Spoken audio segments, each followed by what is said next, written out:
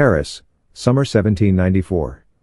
A single bullet shattered his face, stealing the voice that once made a nation tremble. Whispers spread, Robespierre has fallen. The man who preached virtue while sending thousands to the guillotine now awaited the blade himself.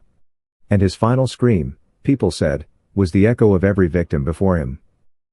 The bullet entered through Maximilien Robespierre's mouth and tore its way out through the side of his jaw, shattering bone and teeth in its violent path. Those who rushed into the room found him sprawled across a table, his powdered wig knocked away, his blue coat drenched with blood, and his face grotesquely distorted. For the man who had ruled Paris with his voice, sharp, moralizing, merciless, this was the cruelest of ironies, the orator of the revolution reduced to a hushed gurgle, unable to form words. Witnesses recalled that when he tried to speak, fragments of bone slipped from his mouth, clattering softly against the table. His famous speeches, once delivered with the certainty of scripture, were now replaced by muffled whimpers. His eyes darted desperately from side to side, searching for allies, but there were none. The very silence he was forced into seemed to mock him, for Robespierre had built his power on words, on endless declarations of virtue and threats against the so-called enemies of the people. For the next 14 hours, he lingered in agony, head wrapped in crude bandages torn from a tablecloth, his jaw barely holding together. Around him, the machinery of state carried on, men shuffling papers and whispering conspiracies. The Committee of Public Safety, his own creation, sat only steps away, passing judgments as casually as they once did under his guidance. And as he bled, they laughed and celebrated his downfall within earshot. It is tempting to imagine this as poetic justice, a punishment devised by fate itself.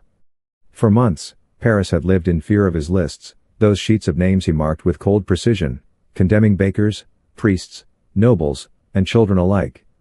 He believed terror was not a cruelty but a necessity, a weapon of virtue in the hands of the revolution. But now, for the first time, Robespierre himself tasted the flavor of that terror, not as its master but as its victim. The streets outside pulsed with rumor. Crowds gathered at dawn, whispering about the man who once seemed untouchable, who had invoked the incorruptible will of the people as if he were its prophet. News spread that he had been captured, injured, humiliated. For ordinary Parisians who had buried friends and relatives under the shadow of the guillotine, it was as though a thunderstorm had broken after months of suffocating heat. People spoke of him not as a ruler, but as prey, and already they clamored for the final act.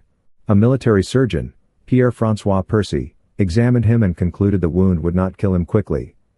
His jaw was broken in 3 places, his teeth shattered. Yet, remarkably, his mind was still sharp. He could hear every laugh, every toast raised in celebration of his coming death. He could see the glares of those who only months before had applauded his speeches. He could feel the inevitability pressing down on him, the same inevitability thousands of men and women had felt when his tribunal pronounced the words, "Death by guillotine." If there is a single moment that captures the essence of Robespierre's downfall, it is this, the incorruptible revolutionary, silenced, broken, forced to endure the same waiting game he had inflicted on countless others. His pen had once written with the precision of an accountant, tallying lives like columns of numbers. But now no ledger could save him. His fate was no longer in ink, but in blood, drying on the floor beneath his chair. The revolution had turned on its prophet. The voice of terror was gone, but the sound of his shallow breathing and the dripping of his wound carried a grim truth. The man who had believed virtue could be forged through violence had been swallowed whole by the very monster he had unleashed. For 14 hours, Robespierre remained alive, alive to feel the terror, to taste the silence, to understand that France, which had once cheered him as its savior, now hungered for his death. To understand how Maximilien Robespierre came to this final humiliation, we must return to the cold logic that guided his rise, the belief that terror was not a tool of tyranny, but the very safeguard of liberty. By 1792, Robespierre's vision had hardened into something absolute. The revolution, he argued, was surrounded by enemies on all sides, aristocrats, priests, foreign monarchs, even former allies who wavered in their zeal. To hesitate was treason, to question was corruption, to forgive was betrayal. He believed that France could be reborn only if her impurities were cut away with the swiftness of a surgeon's blade. And so he built a system that made killing both efficient and righteous. In April 1793, he rose within the National Convention to support the creation of the Committee of Public Safety. At first, it was meant to be temporary, a body of 12 men tasked with defending the Republic from internal chaos and foreign invasion. But under Robespierre's influence, it evolved into something else entirely, a tribunal of virtue that claimed authority not only over law and politics, but over morality itself. Each morning, the committee gathered in a modest room overlooking the Seine. By 10 o'clock, they had already drawn up the day's list of the condemned. The precision was chilling: names, ages, occupations, alleged crimes, entered with the neatness of bookkeeping. Execution became an administrative act, no different than signing off on market prices or troop movements. The statistics were staggering. Between September 1793 and July 1794, nearly 2,639 people were sentenced to death in Paris alone. In Lyon, over 1,800, in Toulon, nearly 300. And in Nantes, where the guillotines could not keep pace, prisoners were tied into barges and deliberately sunk in the Loire River. Whole bodies floated downstream, bloated and unrecognizable, washing ashore miles away. Villages that had never seen a revolutionary soldier awoke to the stench of death carried by the current. To Robespierre, this was not cruelty, it was mathematics. Each death, he argued, was a subtraction that purified the whole.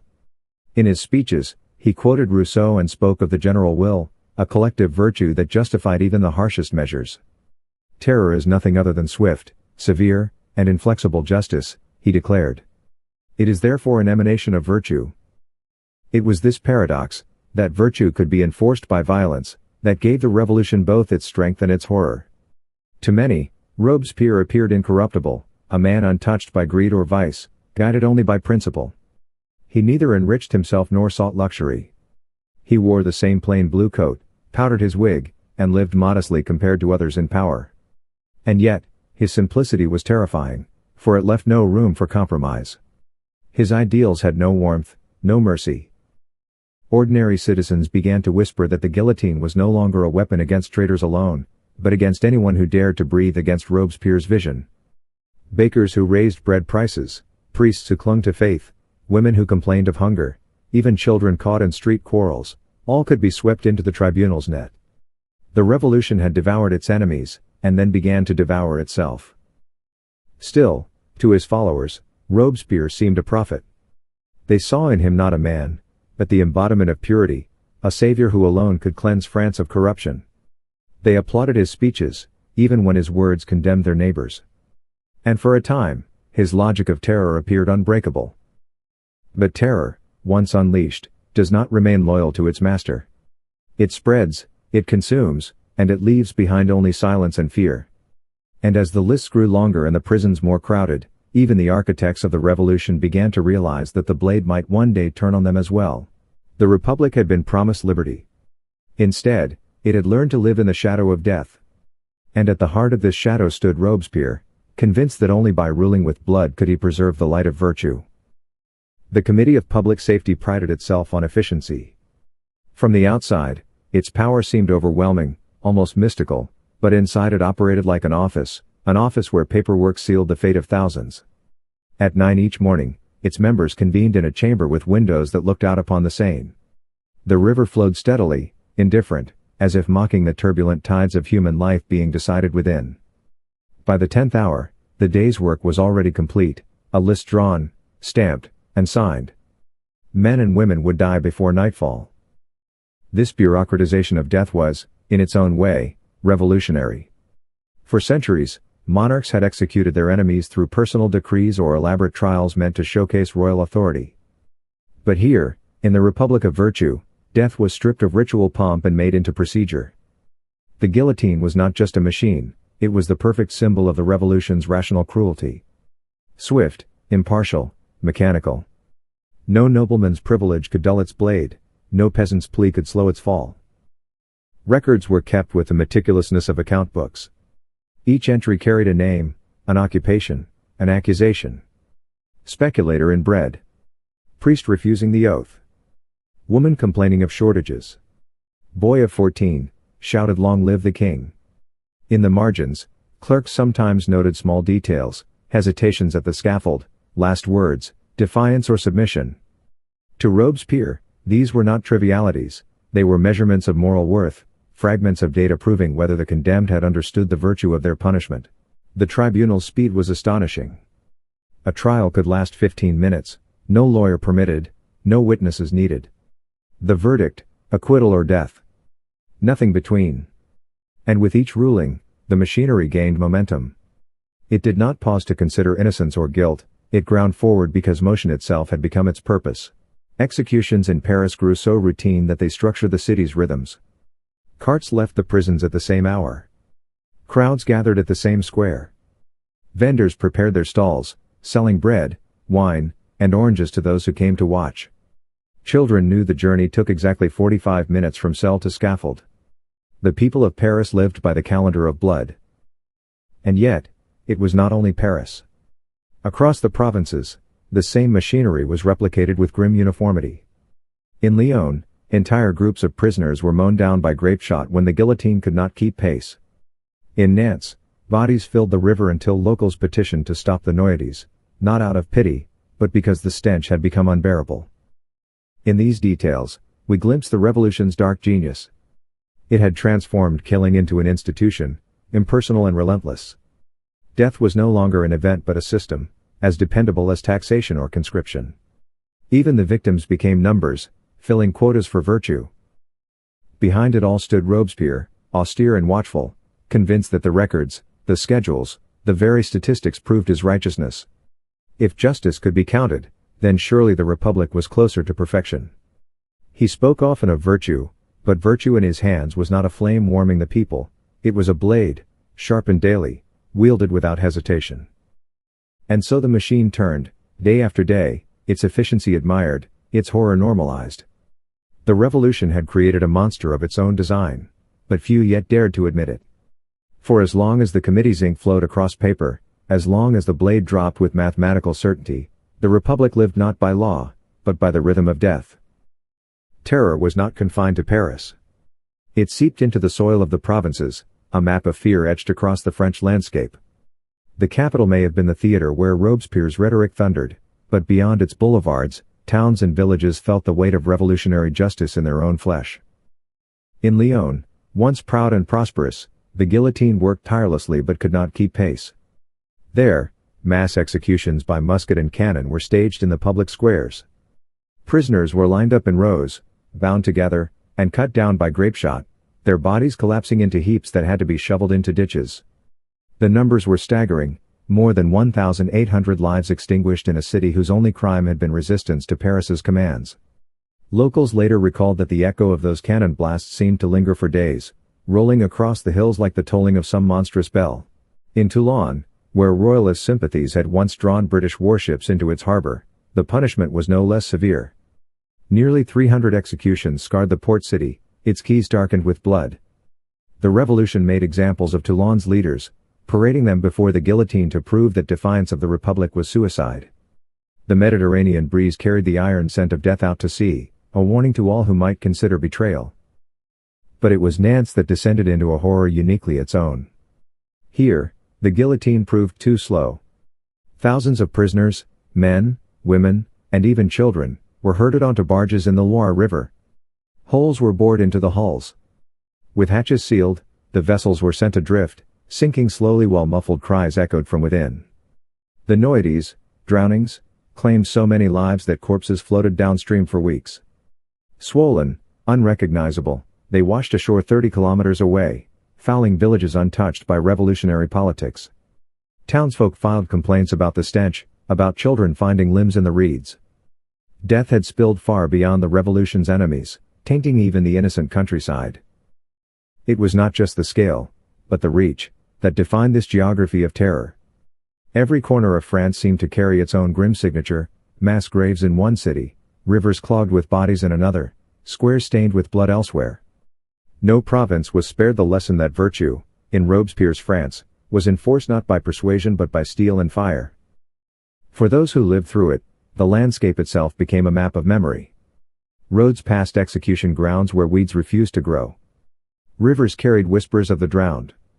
Even silence in the countryside felt different, as if the earth itself remembered. Generations later, families still told stories of neighbors who had vanished, of markets that stank of decay, of nights when the air seemed thick with the unburied dead. Robespierre and his committee in Paris may have spoken of numbers, 2,639 here, 1,880 there, but for those who survived, each figure was a face, a name, a hole left in the fabric of daily life. Death was no longer the private end of a family member, it was public, collective, and constant. Thus, the revolution became not merely a political upheaval, but a geography of mourning. And as bodies accumulated, so too did resentment, pressing like a storm cloud over every region. The terror that had promised to defend the Republic now threatened to drown it.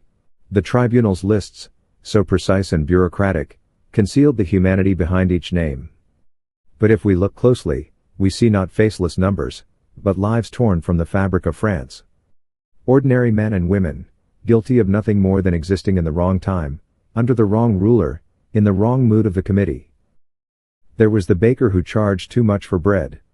His neighbors testified against him, saying he had profited while families starved. To Robespierre, this was not greed alone, it was betrayal of the revolution's promise to feed its people. His punishment was the guillotine. There was the parish priest who refused to swear loyalty to the Republic. For centuries he had baptized children, married couples, buried the dead. But in a single vote, his faith had been branded treason. He was led to the scaffold in silence, clutching a crucifix that the guards tore from his hands at the last moment. There was the woman who complained in the marketplace that her children were hungry. That was enough. A single complaint, overheard and reported, became sedition. She was tried, condemned, and executed before the week was out. And the boy, only 14, who shouted "Long live the King!" during a street brawl. His childish words were treated as a crime against the Republic itself. No petition for mercy, no consideration of his youth. He met the blade with eyes wide and uncomprehending. The cruelty did not stop at age. An elderly nobleman, so frail he could not walk, was carried to the scaffold. He trembled not from fear, but from weakness. The revolution spared him no dignity. Even a pregnant woman begged only to live until her child was born. She was executed the same day her request was denied. These stories multiplied, whispered in prison corridors, shouted in marketplaces, spread from family to family. People learned that their fate no longer depended on guilt or innocence, but on the shifting winds of suspicion. A careless word, a bitter rival, a hungry child's cry could mean death. And yet, the condemned were not always cowed. Some went to the scaffold with defiance on their lips. One woman, condemned for aristocratic sympathies, sang the Marseillaise as the blade dropped. A young man shouted curses at Robespierre's name, daring him to watch. Their final gestures were swallowed by the machine, but not forgotten by the crowd. To the committee, these were statistics, necessary sacrifices. To their families, they were unfillable absences. Mothers searched in vain for the bodies of sons thrown into lime-filled pits. Children clung to the memory of fathers who never returned. Husbands, wives, sisters, all erased in moments, yet haunting those who remained. The terror fed on this randomness. It was not enough to kill the powerful or the defiant. It had to reach into kitchens, workshops, chapels, and schools.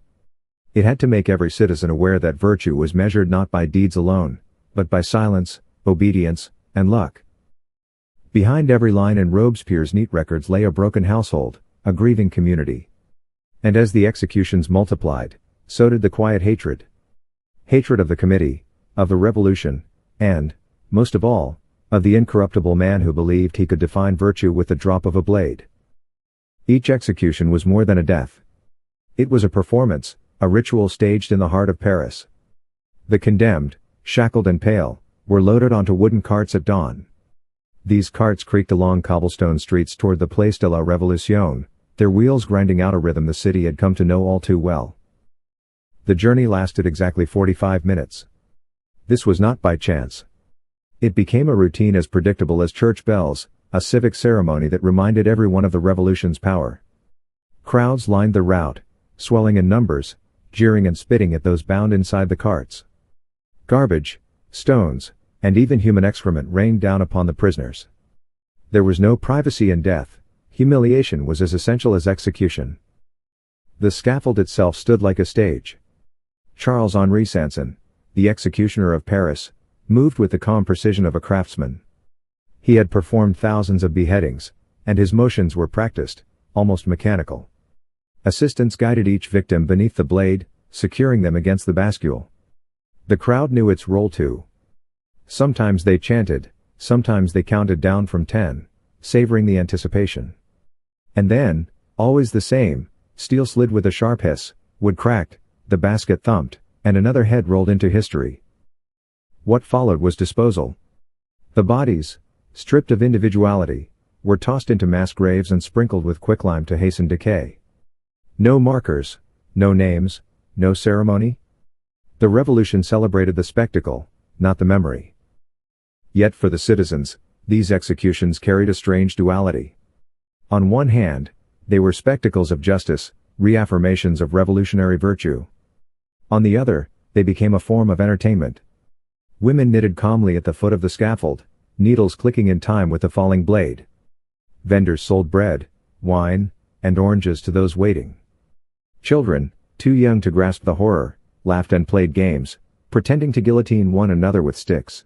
Execution as theater was not new. Monarchs had staged hangings and burnings for centuries, treating punishment as public warning. But under Robespierre, the guillotine was elevated to something almost sacred. It was the emblem of equality. Nobles and peasants alike fell before its blade, stripped of all privilege in death. And yet, as the months dragged on, the spectacle grew wearying. What had once shocked began to dull.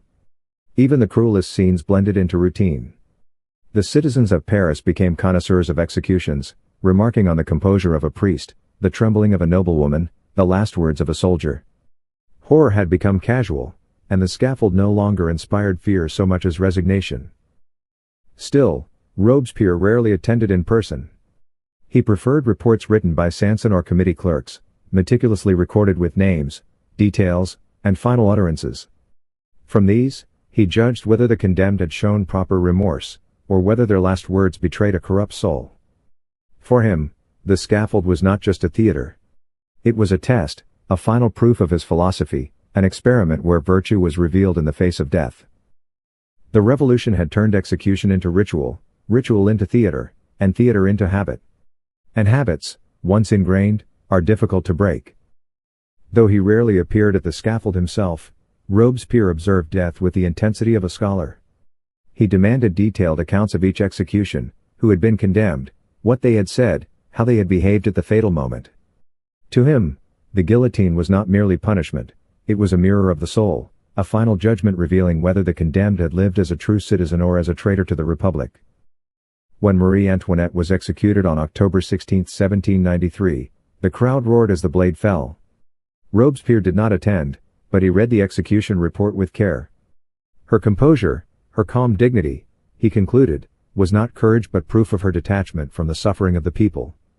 To him, her final poise confirmed her guilt, her blindness to the revolution she had once dismissed as rabble. Months later, when Georges Danton, once his ally, now his rival, mounted the scaffold, the record showed that he spoke defiantly, begging only that his head be displayed to the people, it will be worth the trouble. Robespierre noted that Danton's final bravado disguised corruption, a refusal to acknowledge the justice of his sentence. Even death could not cleanse his treachery. These judgments filled Robespierre's journals.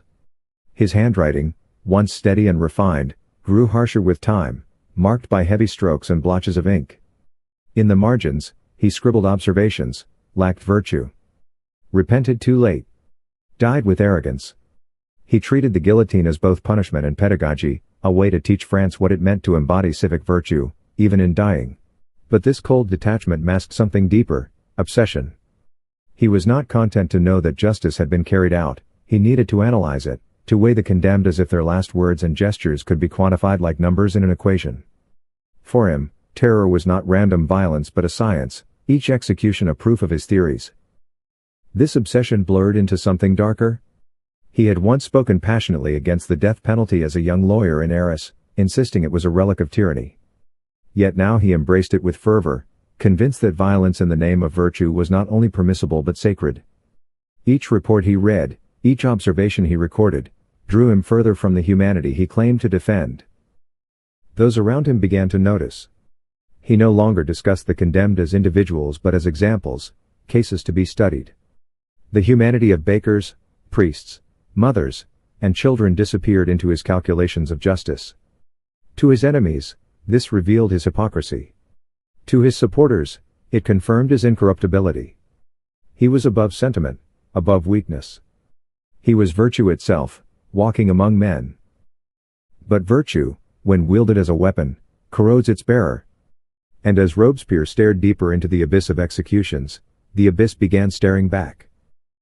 By the early months of 1794, Robespierre's body was beginning to betray him. His speeches, once delivered with poise and measured cadence, grew shrill and strained.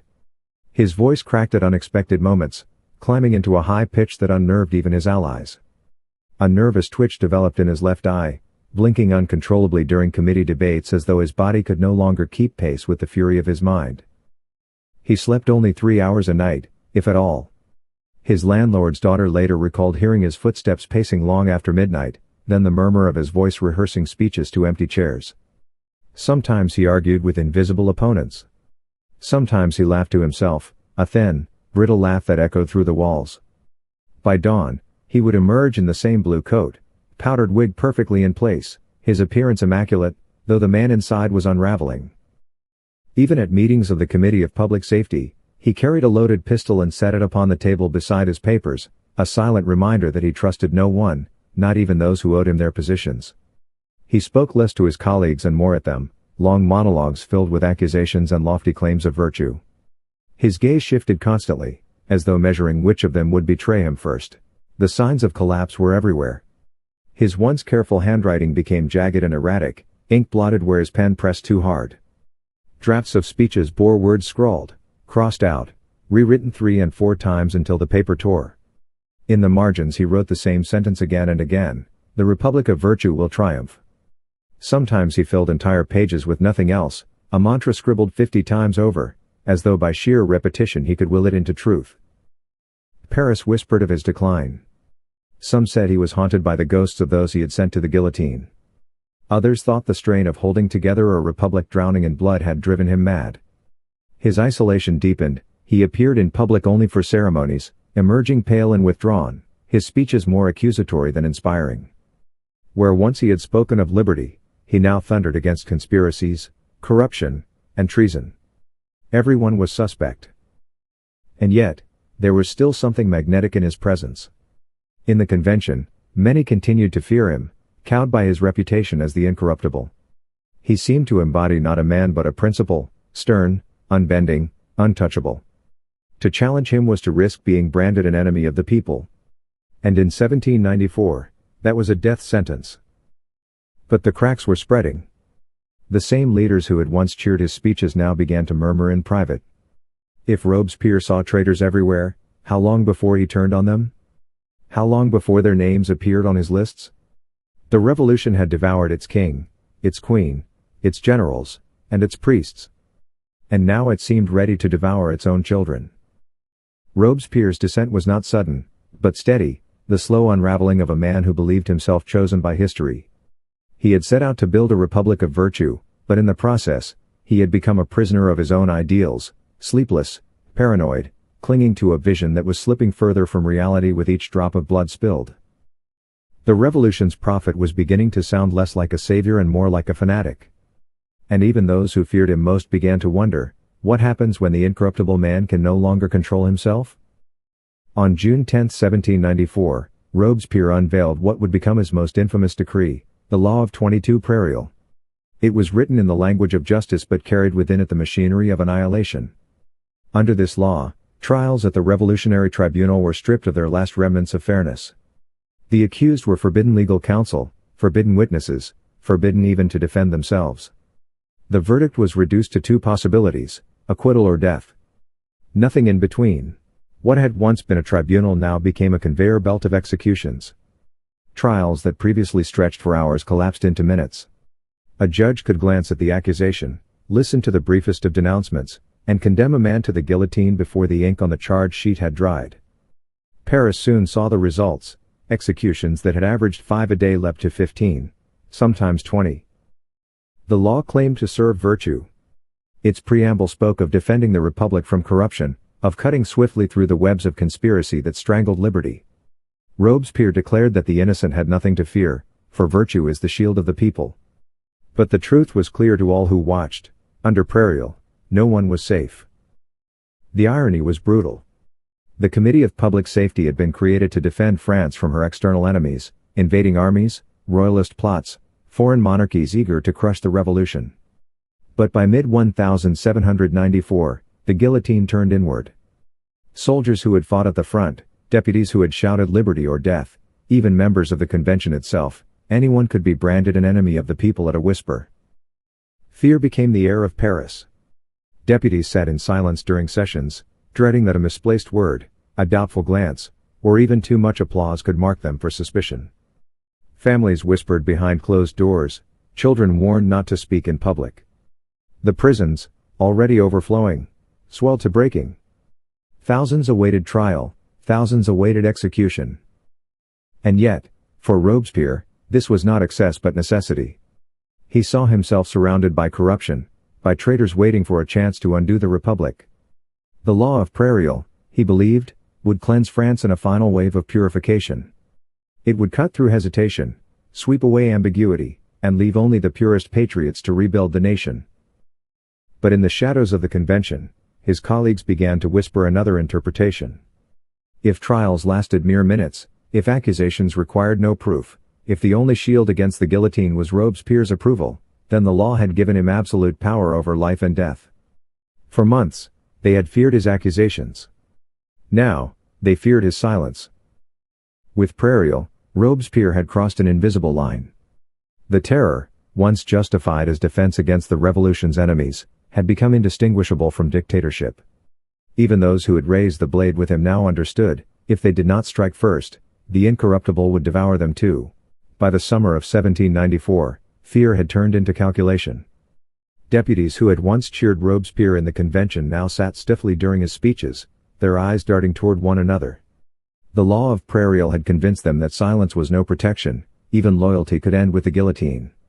His definition of treason shifted like quicksand, and no one could be sure when they might sink. It was in this climate that men who despised one another, moderates, radicals, opportunists, found common cause. Joseph Fouché, the ruthless politician who had orchestrated massacres in Lyon, Paul Barras, an ambitious commander with an instinct for survival, Jean Lambert Tallien, once a fiery revolutionary now haunted by the possibility of his own arrest. These men understood that Robespierre's next list might include them. And if it did, their lives would end within days. They gathered in secret apartments, whispering over candlelight, the shutters barred. What they plotted, they called not conspiracy but necessary action. They spoke bluntly, Robespierre must fall, or we will. The stakes could not have been higher. If they failed, he would execute them all within 24 hours. If they succeeded, they might halt the terror and save themselves. The plan was simple yet perilous. They would strike in the convention itself, denounce Robespierre before the deputies, and drown his voice in their cries before he could rally his supporters. For years, he had silenced opposition with his rhetoric, turning doubt into treason, dissent into guilt. But what if, for the first time, his words were not enough?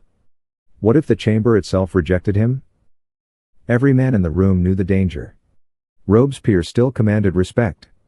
He was still the incorruptible, the figure who embodied revolutionary virtue for many ordinary citizens. His speeches could electrify a crowd, and his enemies had seen time and again how quickly he could twist accusations into triumphs. To stand against him openly was to gamble everything on a single moment. Yet desperation breeds courage. The conspirators knew that Robespierre had isolated himself, withdrawing from daily politics, trusting only a handful of allies. His paranoia had weakened his grip. And above all, they sensed that the convention itself, long cowed into submission, was beginning to stir. Deputies were weary of living under the guillotine's shadow. Fear had reached its breaking point. As the night deepened, they swore their pact. They would denounce him together, overwhelming his voice with their own. The word tyrant would be their weapon, the accusation he himself had once used to destroy kings and rivals alike. And when the moment came, they would not falter. The gamble was set. The revolution's master of terror would face the same fate he had dealt to thousands. The only question was whether the conspirators could strike before his voice rose again in defense of virtue. The morning of July 27, 1794, 9 Thermidor, Year 2, dawned like any other in the city of Paris, though for Robespierre it would be the last ordinary dawn he would ever know. He rose early, as was his custom, reviewing provincial reports with meticulous care. Then he polished his speech, one he believed would silence his critics and remind the convention of his moral authority. Dressed in his powder blue coat, white stockings, and carefully arranged wig, he set out for the Tuileries. To those who saw him pass, he looked as composed as ever. Inside, however, the chamber awaited him with sharpened knives of rhetoric. By noon, the deputies had gathered. The atmosphere was electric, tense with the smell of sweat and fear. Many had already signed the secret pact to denounce him. Others, though not part of the conspiracy, were silently relieved to see that something, anything, was about to break the suffocating grip of terror. Robespierre mounted the podium. His voice, once steady and commanding, cracked as he began to read. He spoke of plots, of traitors, of conspiracies gnawing at the heart of the Republic. He spoke of corruption and virtue, of enemies within and enemies without. But this time, the deputies did not listen in silence. From the benches came a voice, "Down with the tyrant." Then another, "You are the enemy of the people." The chamber erupted into chaos. For the first time in years, the deputies shouted back at him, their voices drowning his carefully prepared phrases. He raised his hand for order, the same hand that had once silenced the convention with a gesture, but the spell was broken. The chant grew louder, "Death to Robespierre. Death to the tyrant." His words faltered, his throat tightened. He had stood in this chamber hundreds of times, swaying it with moral fervor, bending men to his vision. But now his voice was swallowed by a storm of defiance. Deputies surged forward, denouncing him one by one. Tallien brandished a dagger, declaring he would plunge it into Robespierre's heart if the convention did not act. Others shouted accusations faster than he could respond. The walls that had once echoed his sermons now thundered with his downfall. Robespierre stood stunned, as if unable to comprehend what was happening. He had lived for so long in the certainty of his righteousness that opposition seemed unreal.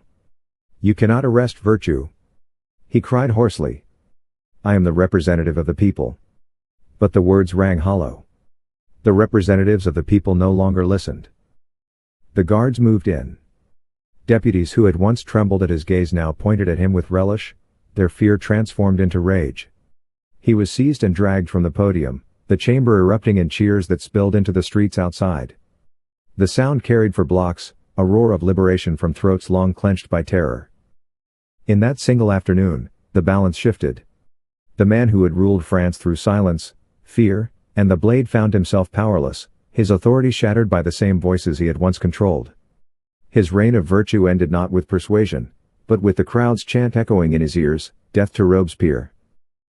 Dragged from the convention, Robespierre was thrust into the custody of guards who themselves seemed uneasy, as if unsure how to handle a man who only yesterday had been master of life and death.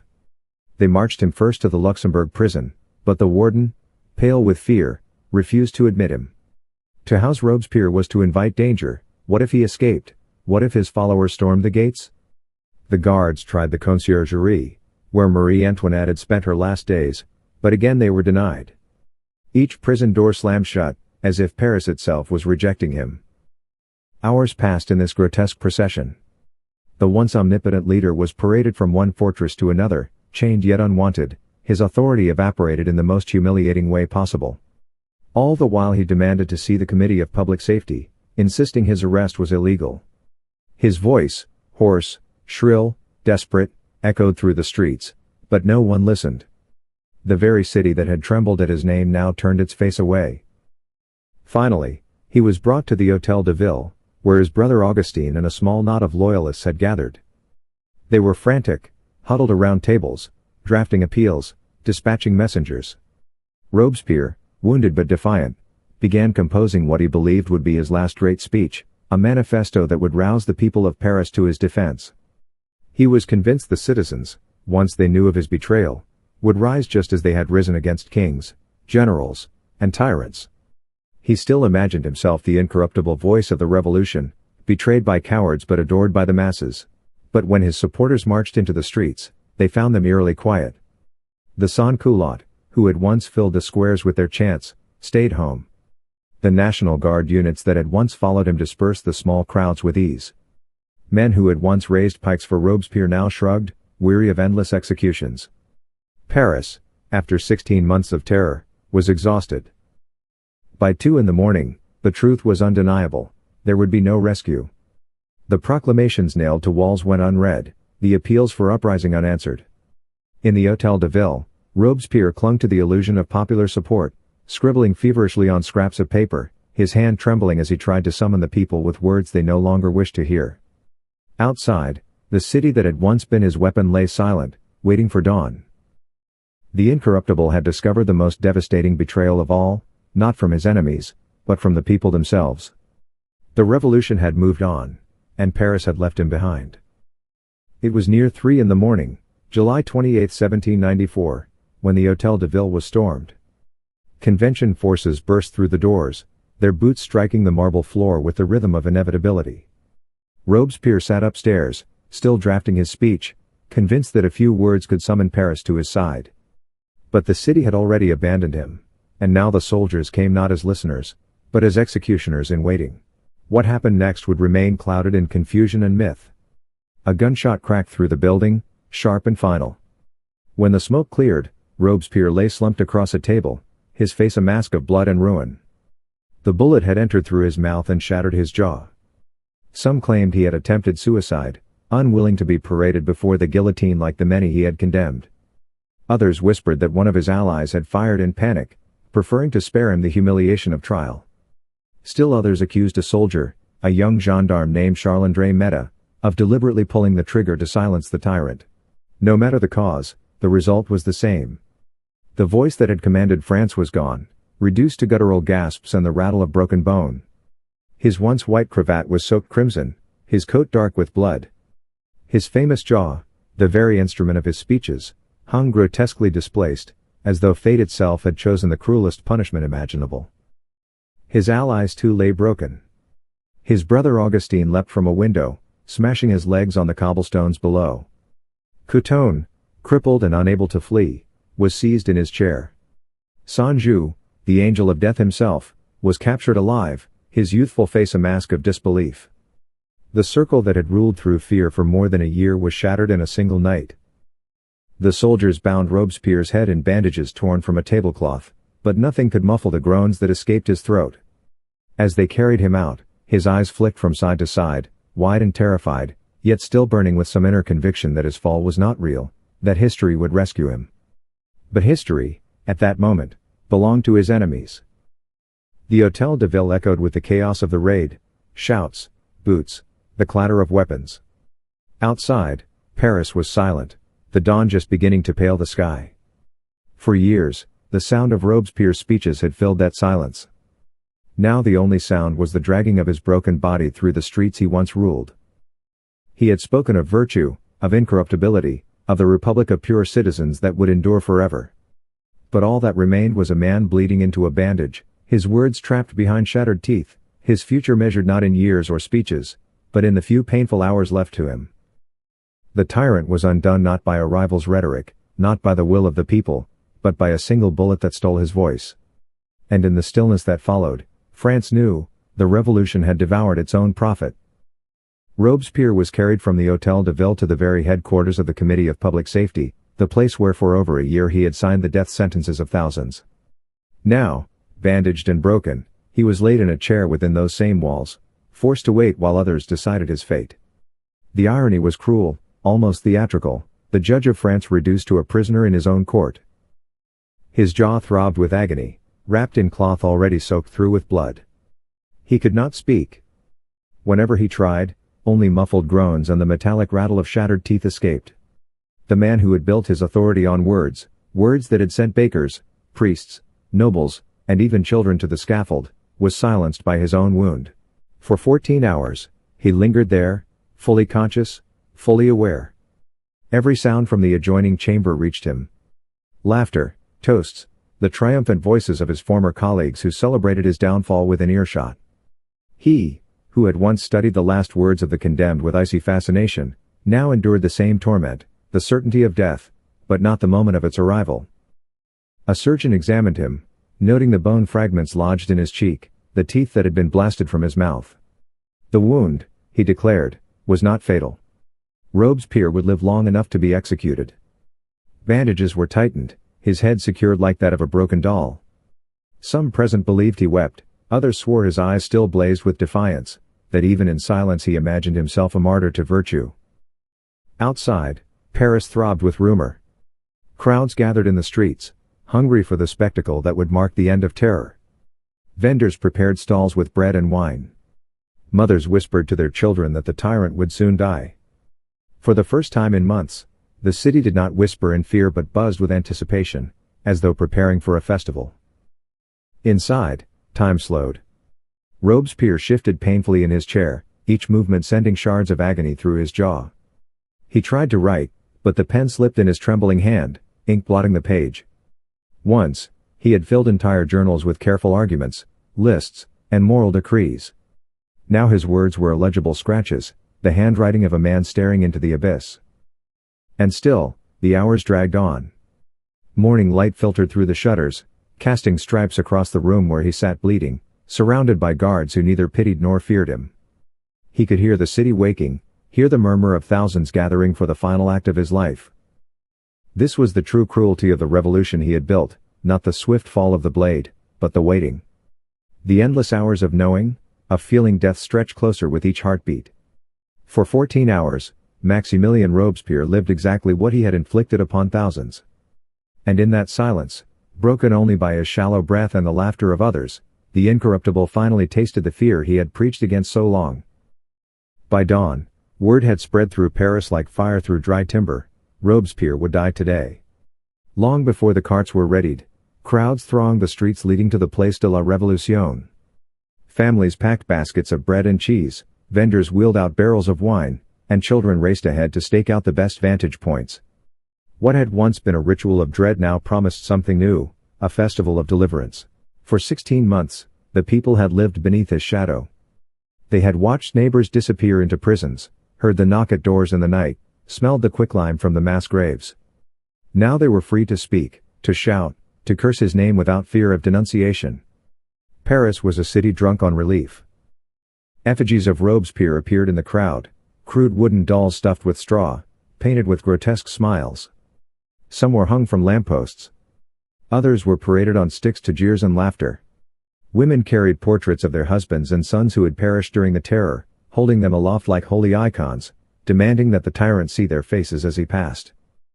Street musicians played satirical songs, mocking his shrill speeches and endless talk of virtue. Poets recited verses comparing him to Nero and Caligula, tyrants undone by their own arrogance. Prostitutes shouted that they would give their services freely to any man who could claim to have lost a family member to Robespierre's tribunals. The air was thick with satire, revenge, and carnival mirth. And still, it was not merely celebration.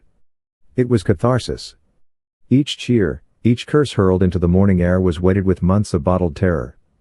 The people were not simply mocking a fallen leader, they were exorcising a nightmare. Women knitted in the front rows as they always had, their needles clinking like the steady beat of a drum. But this time their expressions were different.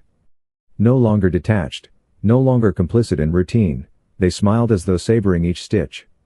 Their hands moved not with boredom but with vengeance fulfilled. For the first time, the crowd did not resemble the bloodthirsty mob of the terror.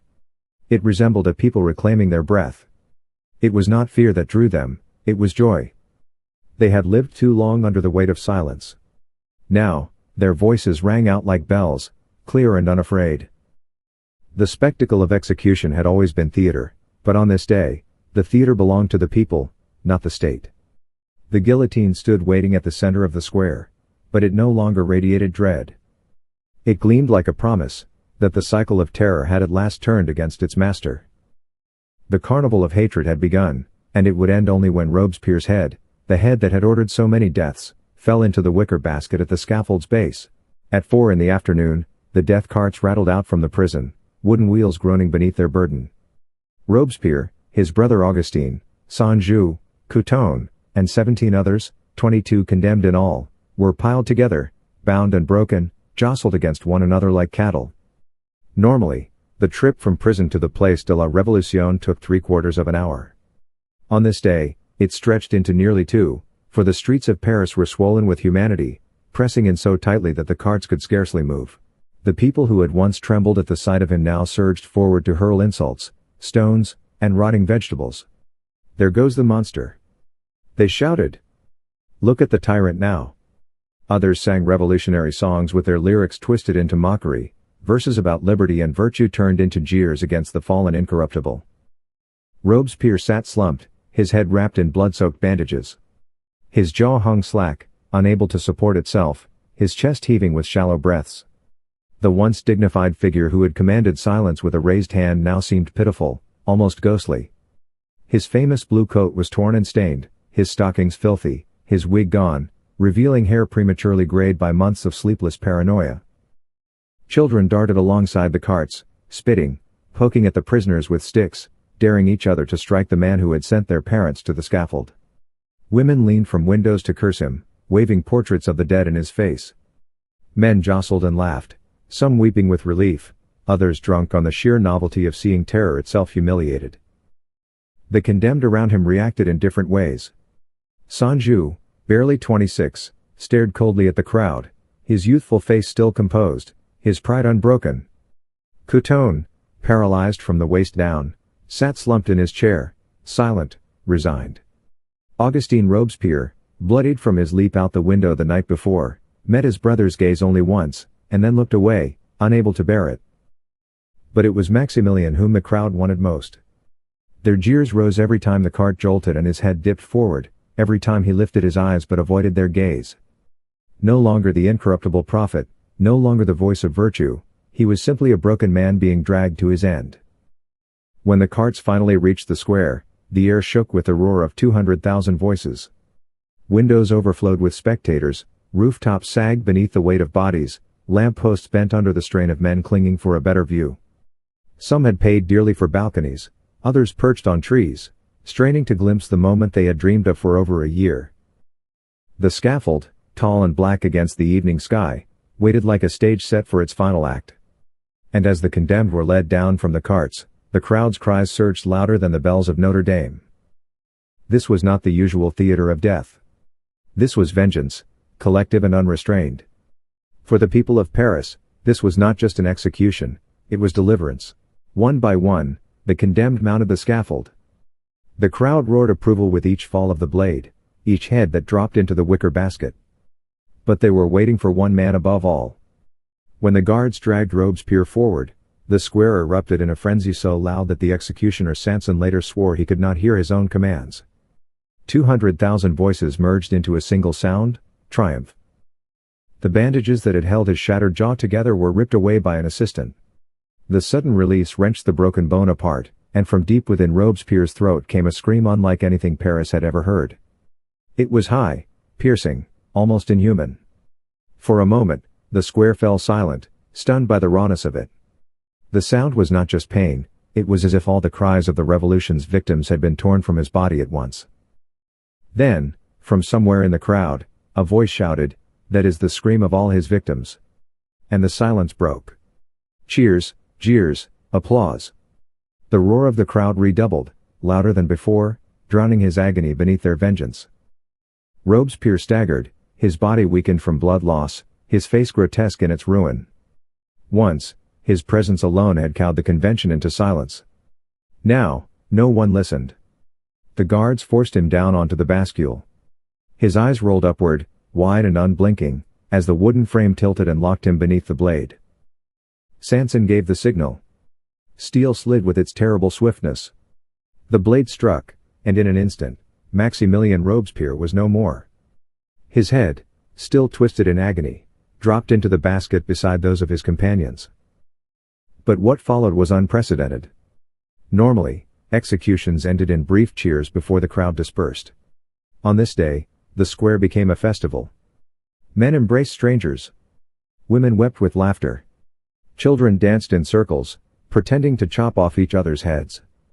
Street vendors sold wine and cakes, claiming they contained the tyrant's blood. Souvenirs passed from hand to hand, shards of wood, drops of red-stained cloth, tokens of vengeance fulfilled. The celebration spread like wildfire. That night, Paris was alive with song, drinking, and fireworks.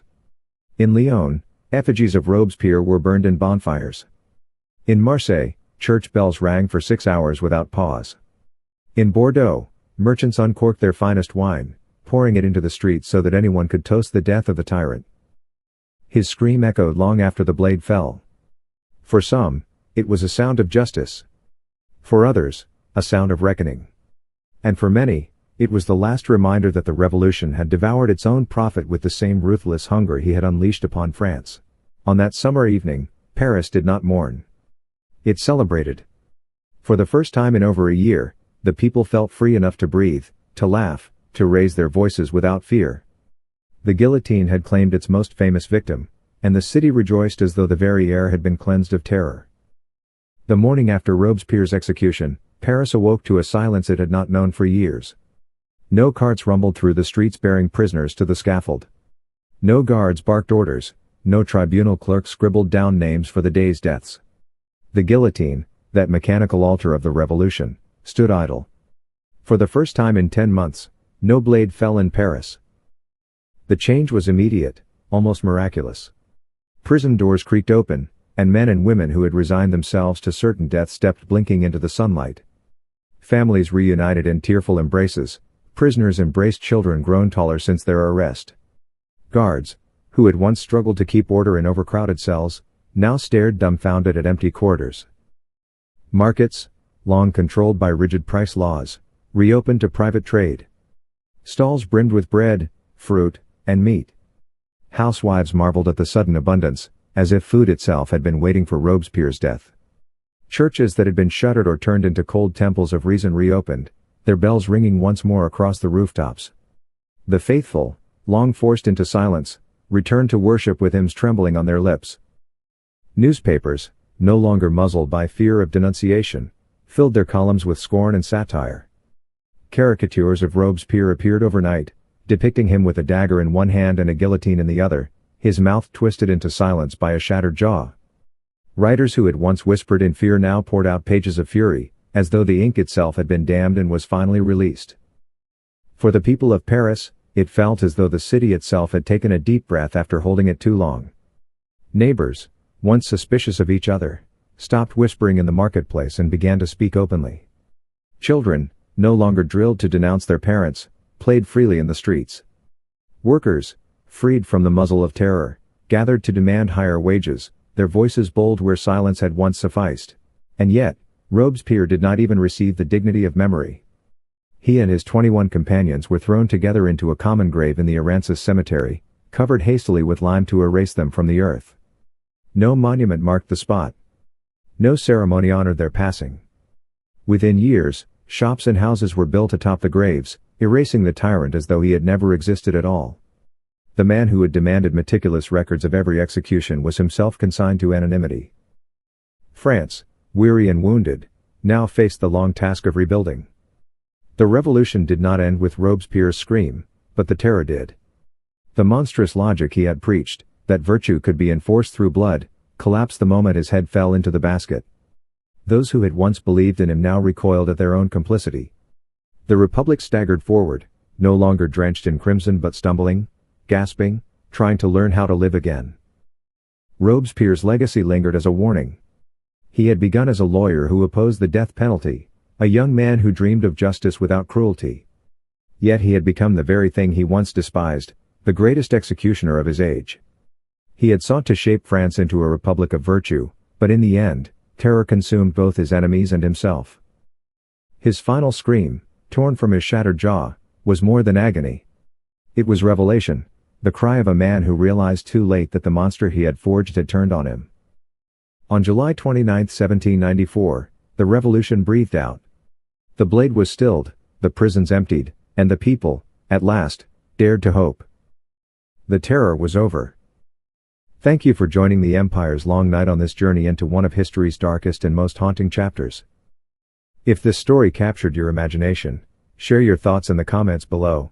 We'd love to hear from you.